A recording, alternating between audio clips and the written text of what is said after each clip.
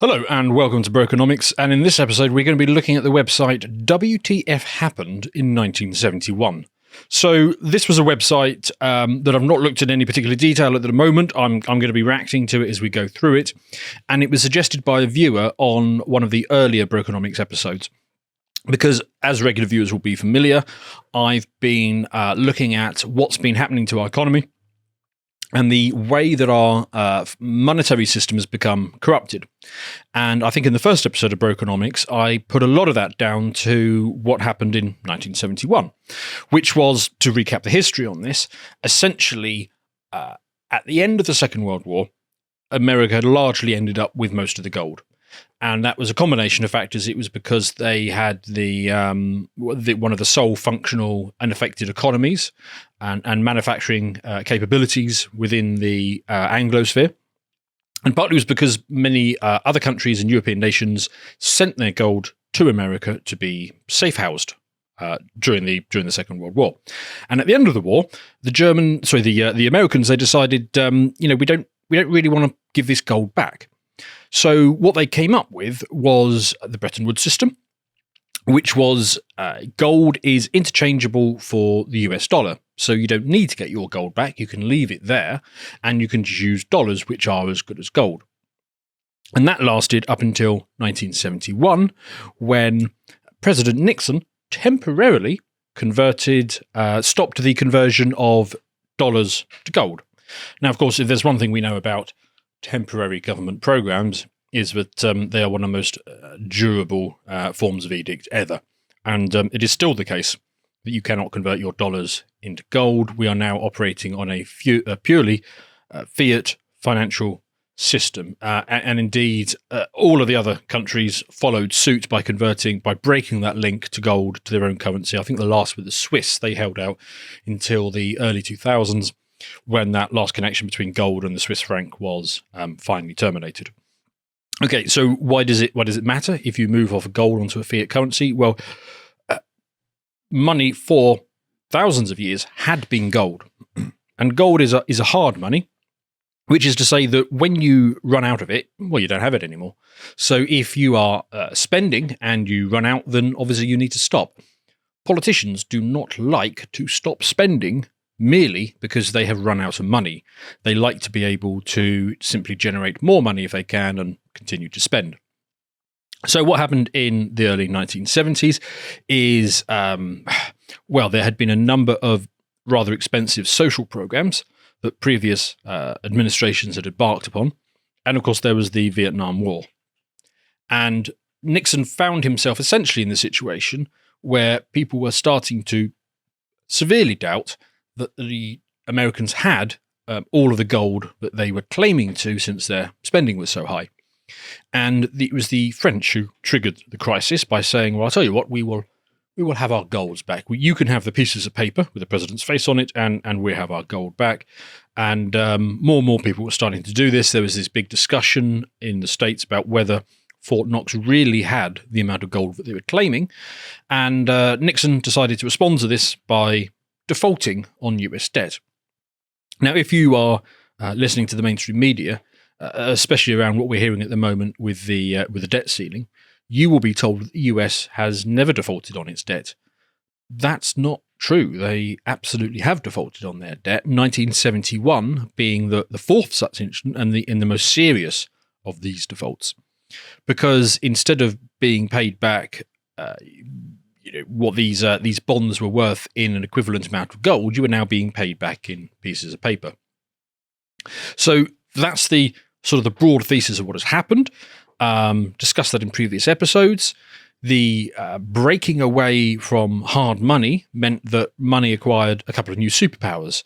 It was that you could now deficit spend pretty much forever, because of course you've got a printing press. You can continue to generate more dollars or whatever currency it is that you're using. And the other factor is that you can engage in fractional reserve banking.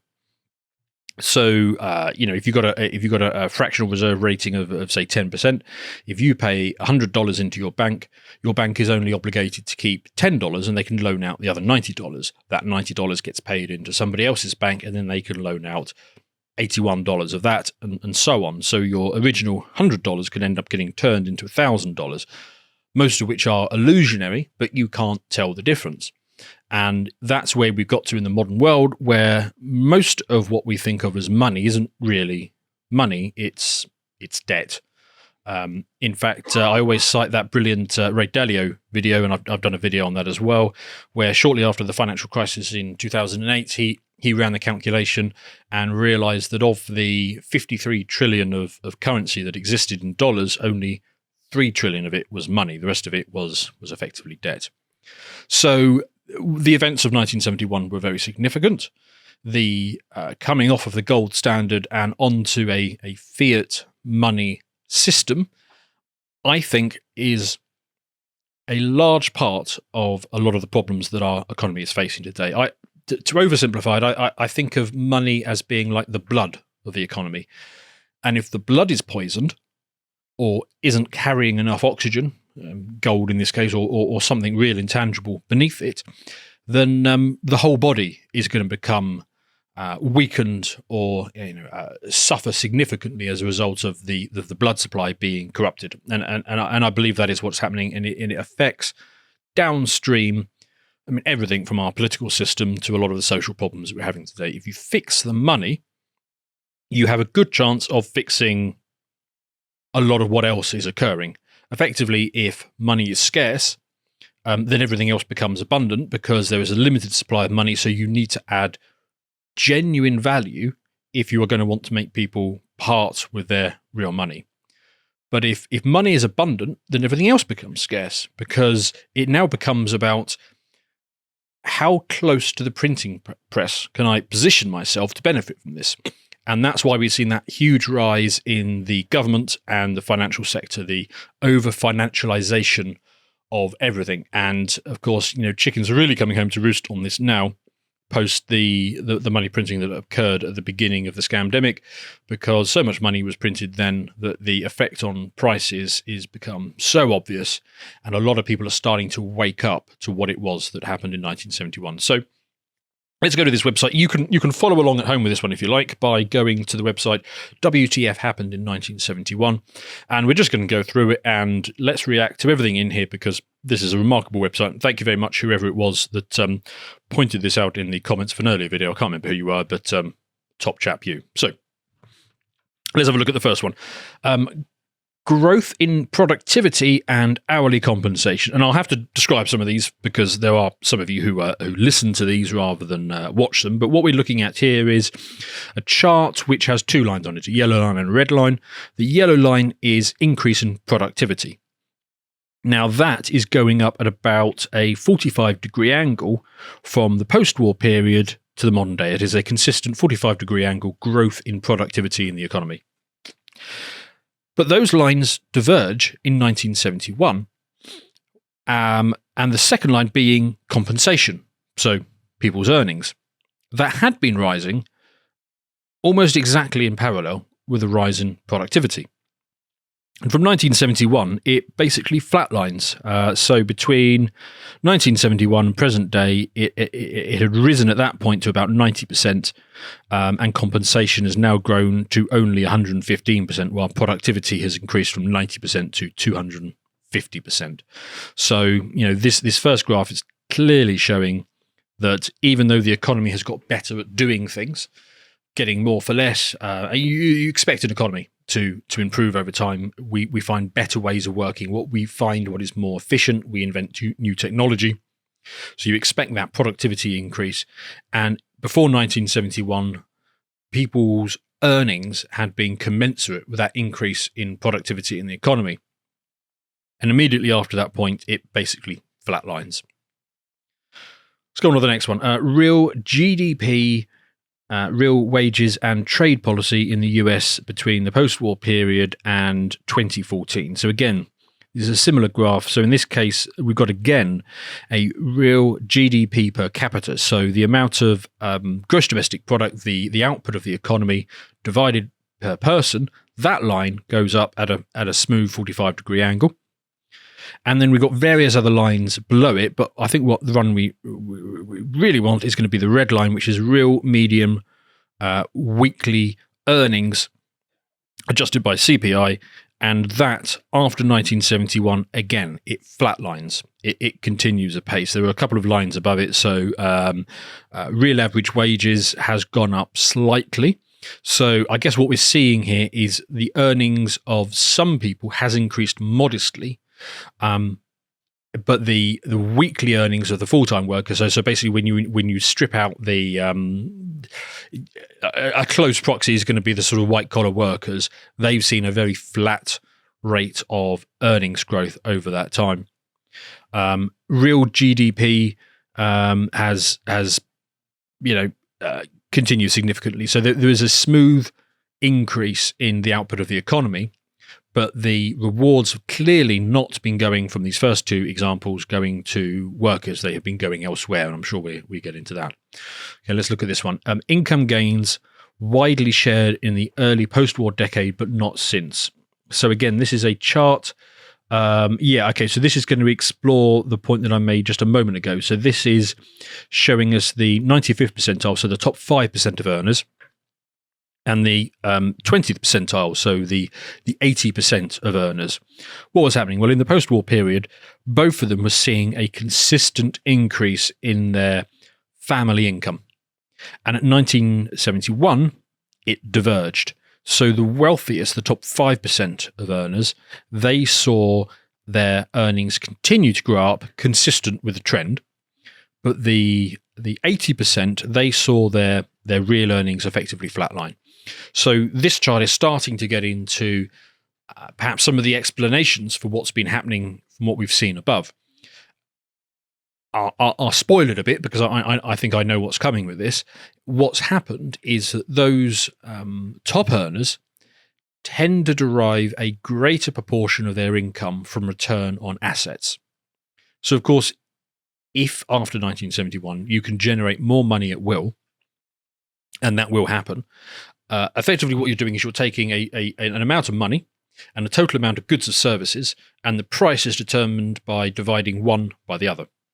So if you increase the amount of goods and services, but you don't increase the amount of money, well, you're going to experience deflation. Things are going to get cheaper over time. And you would expect that in a growing economy with technological progress if you had a hard money system. But if the amount of money is growing faster than the total amount of goods and services, well, you need to divide those goods and services by a larger denominator. So the prices of everything is going to rise. But if you are a wealthier individual, you are, of course, going to have more money to spend on non-essential items. So your food, your heating, clothing, all that sort of stuff is going to make up a lower total proportion of the money that you spend. And you're going to have a larger excess that you can deploy into assets. And when I say assets, I mean things like, gold, commodities, businesses, so you can buy stocks and things. And of course, if you double the amount of money in circulation, you're not increasing the amount of property, you're not increasing the amount of factories or businesses. So the price of real assets tends to just get redenominated by the total amount of money in the system. And of course, if you're earning a larger proportion of your income from return on assets, i.e. you've got a second house or second or third or fourth house that you rent out, the value of that portfolio, and of course the rents that you're charging on that is going to increase. And likewise, you've got stocks, the dividends on those is going to increase. So typically, the wealthier you are, the larger proportion of your income you get from, not working. You may very well work as well, but you're getting other sources. You're getting multiple sources of income. So this chart is basically explaining, yes, the wealth of the top 5% increased on a smoothly consistent basis after 1971, but the majority, of course, who are earning mostly from, or probably almost entirely from their day job, their real wages basically flatlined after 1971. I will add that what happened to the money is not going to be the only contributing factor here. The other thing that happened in the early 1970s is, of course, you've got the demographic change, which was the baby boomer generation started to come into the workforce in the 1970s. And because they were such a large generation, they grew the economy through the well, the additional productive output, the work that they were doing increased the amount of goods and services, but also being such a large cohort, they were also competing with each other for jobs. And so that would have also been a factor alongside the money issue, which would have stopped wages from rising over that period. And hopefully we get into more details, because I think if we a gender disparity will prove this out, but we'll see if that's in there. Okay, so there's a next chart. Income growth from 1917, so the end of the First World War, to 2012. And we've got two lines on here. We've got the top 1% of earners in the red line, and we've got the bottom 90% of earners in the green line. So what we saw is their fates were basically the same. They moved in tandem until the war. And then after that, what started to happen is that the income of the bottom 90% started to rise very strongly up until 1971, at which point the earnings of the bottom 90% flatlined, and the earnings of the top 1% started to increase a little slowly at first, but then started to accelerate very rapidly. Now, we would expect that on the basis of everything that we just talked about on the above slide. Why is that? Okay, so after the war, a lot of the capital stock would have been destroyed. A lot of livelihoods, a lot of factories and production and other assets that might have been held would have been destroyed by that. And so we would have entered a period where it favoured those who had productive output right now. So the people working on a daily basis rather than deriving their income from a selection of assets. And that continued up until 1971. And this chart has an arrow showing you exactly where 1971 is. You can see that as soon as we crossed that 1971 threshold, the wage earners suddenly found themselves flat. They never got a pay rise again in real terms. Of course, they got a pay rise in nominal terms, so it looked like they were getting a pay rise, but in terms of what you could buy with it, that did not increase. But those who had a greater proportion of assets after 1971 started to see a significant increase in their earning. Okay, let's have a look at this next chart. So this is a chart from Fred, which says the share of gross domestic income, compensation of employees, paid wages and salaries. So what we're seeing, so this is a chart that shows what proportion of the economy goes out in wages, effectively. And what is this? So this is the post-war period up until 1971. There is a bit of noise in the signal, but effectively what you're seeing is a broadly consistent range of somewhere between 51% and 49% of GDP was being paid out in wages. Then after 1971, again, there's a bit of noise in this signal, but it's effectively a straight 45 degree line straight down. So the proportion of income the portion of national income that was being used to pay wages just went down and down. So where's that? By the 80s, we're down to, we're still in the high 40s.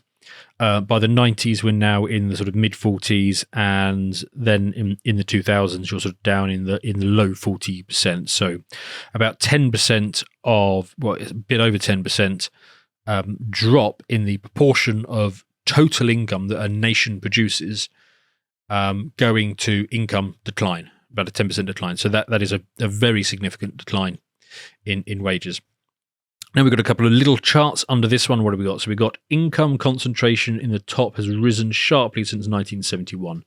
So this is a chart that runs from the early 1900s all the way to looks like 2020. And we're seeing the proportion of total income going to the top 1% and the top 5%. Now that had been on a sort of steady decline over the end of the First World War down to 1971, where they had declined from something like, about 18%, somewhere in the region of, the low 20s, share of income that had declined down to about 10%. So the top 1% were commanding 10% of total income in 1971.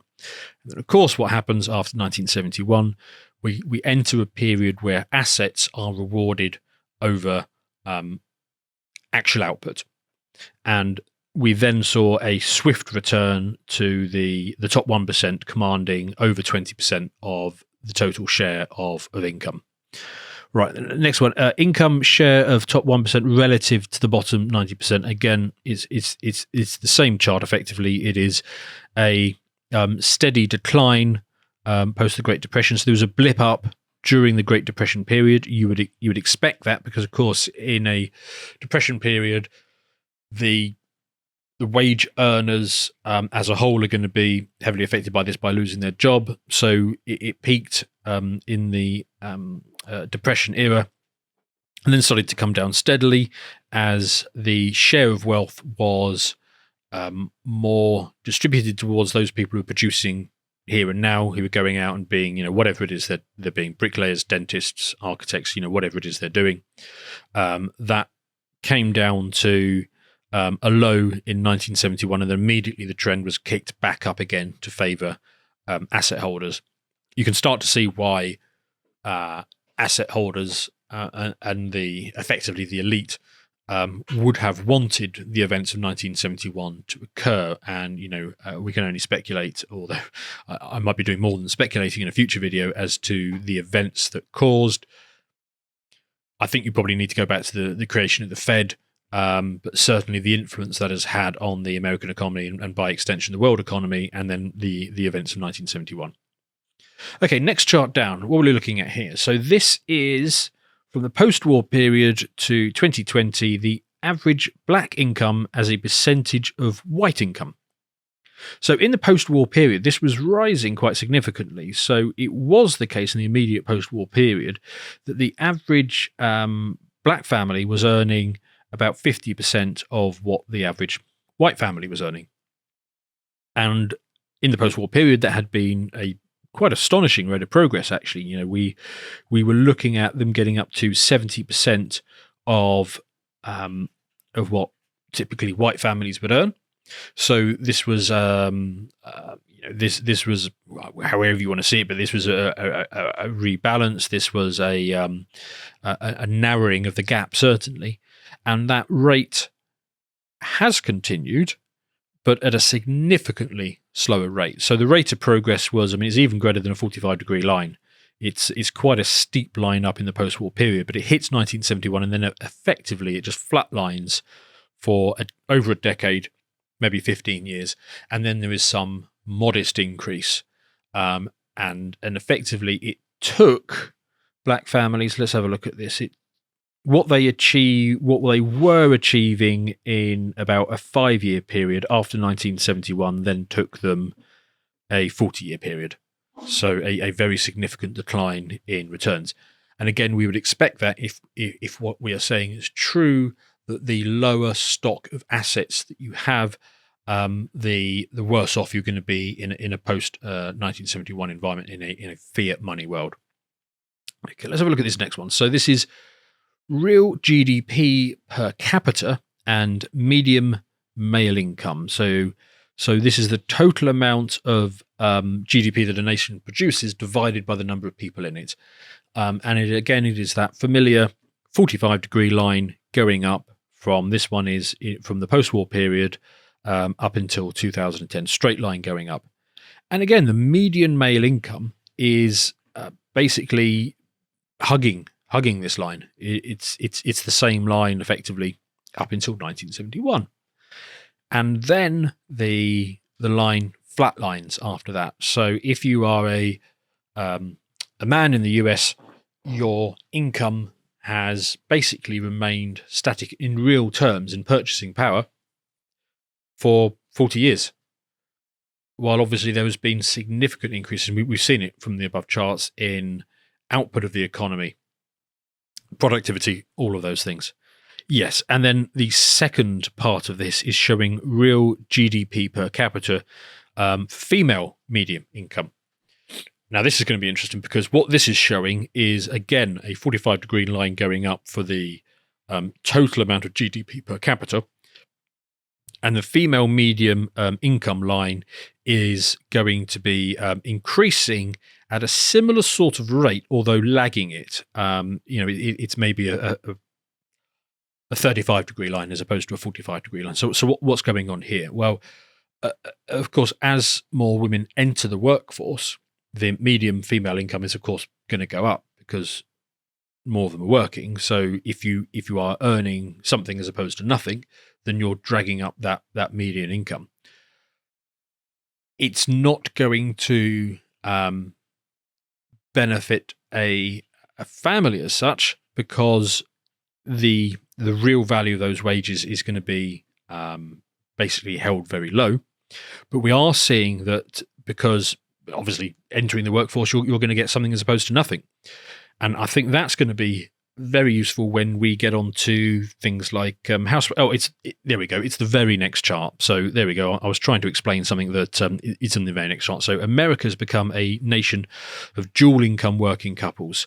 So what this is showing is from about 1965 to 2010, the proportion of households where both partners are having to work. And pre-1971, it was less than 50% of households where both spouses had to work, and often this, of course, it will be parents. It was below 50%, whereas in more recent times, I mean, this has hit up towards 70%, and it's slightly dropped off at the end of this chart at 66%. So the norm has become that both spouses need to work, or they are working. And I'm sure if we get onto house prices, this is going to tell us something very significant. If we're looking at husband only working, that has crashed from about 40% at the beginning of this. After 1971, that has declined significantly. So now it is only 1 out of 5 couples where only the husband is working. It's become very much a rarity. And they've also got on there wife only working, which is very much a rarity. In the early 1970s, it was 2% of households where only the wife was working and the husband wasn't, and that has increased to 7%, so a fairly nominal factor. So let's remember that when we get on to house prices, because that's going to be a very important factor for that. What have we got in this one? So we've got income equality in the United States from 1910 to 2010. So this is the top decile share of US national income dropped from 45% in the 2010s to 2020s to 35%. So let's have a look at this. So the top decile, so the top 10% of earners, they had been commanding about somewhere between 40 and 45% of the share of income. And then during the war, that dropped very significantly, as again we would expect, because there was a destruction of assets and an emphasis on new production that would have favoured those who are contributing in the here and now, rather than people who have a stock of assets that they can generate a yield on, a return. So the top decile fell from that sort of 40 to 45% down into the 30 to 35%, and basically it held there pretty flat from the end of the war to, again, 1971. And then almost immediately the line turns up, and the total share of income going to the top 10%, it zooms past its previous pre-war position and gets up to about 50%. So that is a significant share of wealth is going to an ever smaller number. Now, this is not going to be because the top 10% are working harder, working longer hours, or necessarily even working smarter. I mean, I'm sure they are working. I'm sure they do work hard, and I'm sure they do work smart, but they're not working that much harder proportionally compared to the people who are, say, skilled craftsmen or lower down the corporate ladder. It is going to be because of the stock of assets they have that they can also earn. So they're multiple income streams. What's this one? So this one is US net wealth share. So we've got the green line and the red line. The red line is the bottom 90% their earnings, and then this is wealth. This is not earnings. This is wealth. How much wealth they hold. Now, in the pre-war period, these two lines had zigzagged around each other, but they were more or less within the same range. And then the immediate pre-war period, it flipped, and the share of wealth that the bottom 90% enjoyed started to rise at a fairly consistent rate, and the wealth of the top 0.1%. So this is the absolute elite we're talking about here. Their share of their wealth dropped from something like 20% down to below 10%, maybe. And again, what happened? So 1971 happened. The trend continued for a short while and then sharply reversed. To watch the full video, please become a premium member at lotuseaters.com.